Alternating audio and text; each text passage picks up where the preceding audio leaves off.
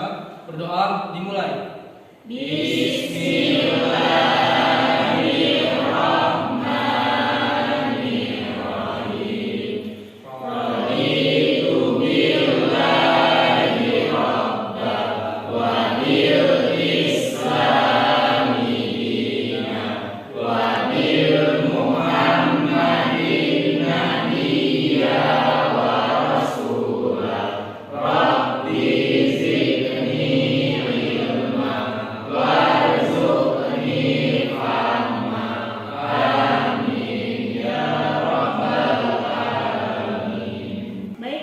Sebelum lanjut, Ibu akan absen terlebih dahulu.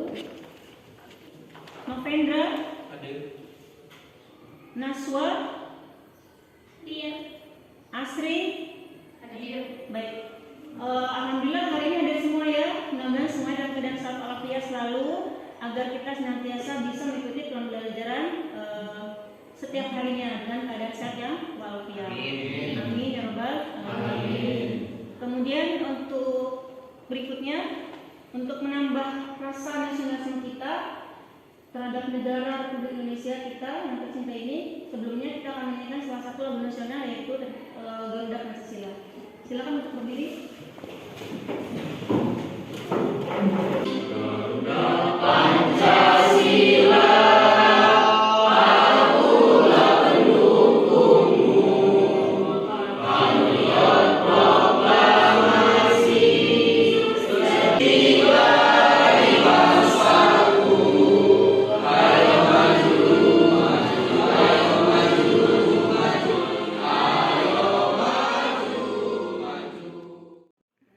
Baiklah, masih ingat materi kita pekan lalu? Masih. Tentang Iman kepada kodar kodar. iman kepada kodar dan kodar. Rukun iman yang keberapa, Kak? Enam. Pintar. Masih ingat pengertian dari iman kepada kodar dan kodar? Masih. Siapa? Qadar berarti ketentuan Allah Subhanahu wa taala yang bersifat umum dan azali serta berlaku terhadap semua makhluk. Sedangkan secara bahasa qadar artinya ketetapan atau ukuran. Secara istilah qadar berarti perwujudan atau ketentuan hukum Allah atas semua makhluk yang Ia ciptakan jika syaratnya terpenuhi. Berarti satu kesatuan ya, bahwa qada adalah ketentuannya, kemudian kodar adalah irodah atau pelaksanaannya yang sudah ditetapkan oleh Allah SWT. Kaitannya dengan materi kita kali ini adalah kodar dan kodar pasti di dalamnya terkait adalah tentang takdir. Takdir, ada takdir mati atau maut, ada takdir rezeki, ada takdir jodoh. Lanjut ke materi kita kali ini, yaitu adalah pernikahan atau ketentuan pernikahan dalam Islam.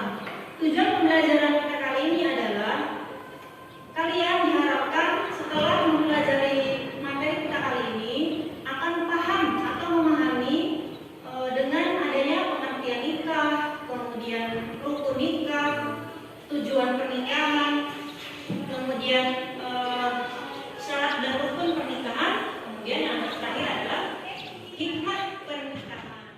Sebelum kita lanjut ke materi pernikahan, Ibu akan mengetes kemampuan awal kalian seputar nikah.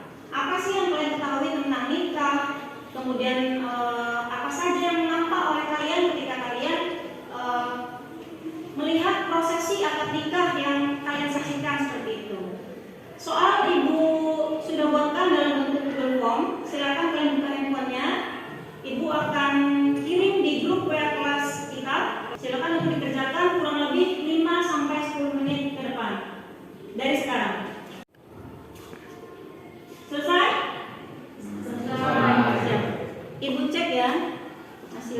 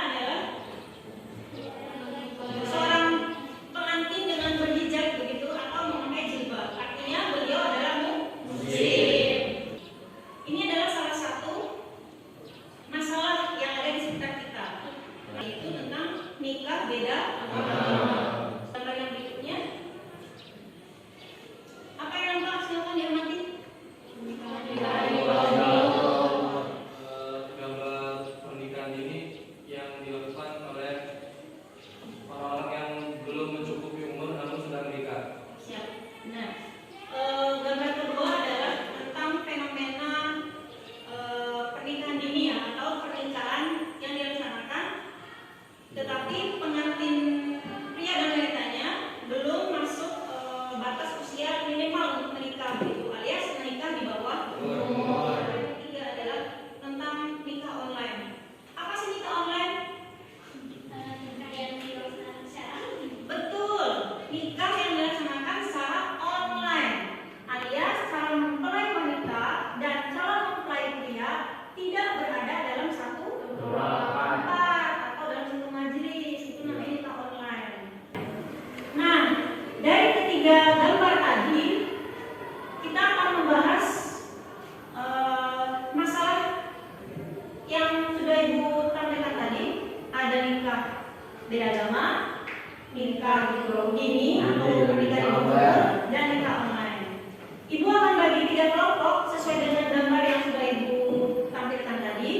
Kalian akan bergabung dengan kelompoknya masing-masing dan membahas masalah yang sudah Ibu tampilkan tadi. Silakan kalian diskusikan gambar yang sudah Ibu tampilkan tadi sesuai dengan kelompoknya masing-masing. Bahan tambahan literasi bisa dilihat di grup WA kelas yang sudah Ibu kirim bahan ajar PowerPoint yang bisa kalian pelajari sebagai tambahan untuk diskusi kelompok. Silakan. Silakan masing-masing kelompok untuk mempresentasikan hasil diskusi kelompoknya. Dimulai dari kelompok yang pertama. Mulai. Gambar yang ditampilkan di depan adalah terjadinya pernikahan beda agama. Pernikahan berbeda agama bahwa dalam Instruksi Presiden Republik Indonesia Nomor 1 Tahun 1991 tentang Komunikasi Hukum Islam. Pada pasal 40 tersebut dilarang terlangsung pernikahan antara seorang pria dan seorang wanita karena alasan tertentu. Salah satunya seorang wanita yang tidak beragama Islam atau sebaliknya. Ya, itu adalah tentang pernikahan beda agama yang sangat viral ya, dan ini tidak dicatat di KUA, artinya berarti pernikahan itu tidak tercatat di hukum negara Indonesia.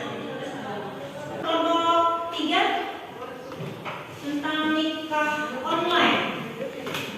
Silakan. Fenomena nikah online. Nikah online adalah pernikahan yang komunikasinya dilakukan melalui konektivitas atau kegiatan yang terhubung dengan suatu jaringan atau sistem internet. Menyatakan bahwa hukum akad nikah dengan aplikasi video call menurut Undang-Undang Perkawinan dan kompilasi hukum Islam yang ada di Indonesia adalah sah baik secara syariat maupun secara hukum. Asal dalam pelaksanaannya sudah memenuhi syarat dan rukun perkawinan serta tidak bertentangan dengan kompilasi hukum Islam. Apa sih nikah online? Nikah yang dilaksanakan secara online atau melalui koneksi internet atau menyambungkan internet antara calon mempelai pria dengan mempelai wanita. Sah tidak? Sah, asal memenuhi ketentuan atau rukun dan syarat yang sudah ditetapkan. Hanya bedanya calon mempelai pria dan wanita tidak berada dalam satu tempat atau satu majelis seperti itu. Yang penting persyaratan ketentuan pernikahan terpenuhi dengan baik, dan kemudian calon mempelai pria dan wanita juga memang seagama. Cukup? Ada yang ditanyakan? Baik, selesai kita berdiskusi. Untuk kesimpulan materi kita kali ini, siapa yang bisa menyimpulkan? Kesimpulan materi hari ini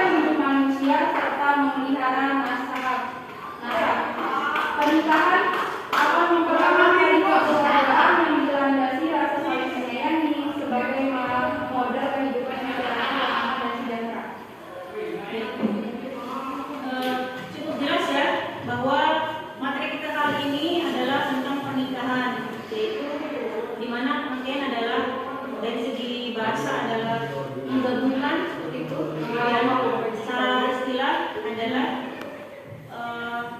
terjadinya ikatan lahir batin antara suami dan istri atau seorang laki-laki dan seorang perempuan yang kemudian menjadi yang kemudian akan membina sebuah keluarga yang bahagia. Seperti itu. Di dalam ketentuan pernikahan Islam ini ada beberapa hal yang harus diperhatikan, seperti contohnya rukun dan syarat pernikahan, kemudian ada hukum menikah, kapan kalian akan ditetapkan menjadi wajib menikah, sunnah menikah, kemudian makruh atau haram dalam menikah, karena semua proses awalnya adalah hukumnya adalah jaiz atau mubah atau boleh, tetapi akan ada saatnya ketika kalian menentukan kapan wajib menikah, kapan sunnahnya menikah. Kemudian yang berikutnya adalah tentang rukun, pasti akan ada calonnya, mempelai pria maupun wanita, kemudian ada wali, kemudian ada ijab kabul dan juga saksi. Terakhir adalah tentang hikmah pernikahan. Pernikahan bisa dilihat yang pertama adalah pernikahan merupakan jalan keluar yang baik untuk memenuhi kebutuhan seksual, ya. Yang kedua, pernikahan merupakan jalan terbaik untuk memuliakan keturunan, artinya nasabnya jelas, bapaknya ibunya jelas, seperti itu. Yang ketiga adalah pernikahan menimbulkan kekeluargaan yang dilandasi dengan rasa saling menyayangi sebagai modal kehidupan masyarakat yang aman dan sejahtera, seperti itu. Kurang lebih sekian materi hari ini. Kurang lebihnya ibu mohon maaf, pada Allah ibu mohon ampun. Kita tutup dengan doa kafaratul majelis. Subhanallah.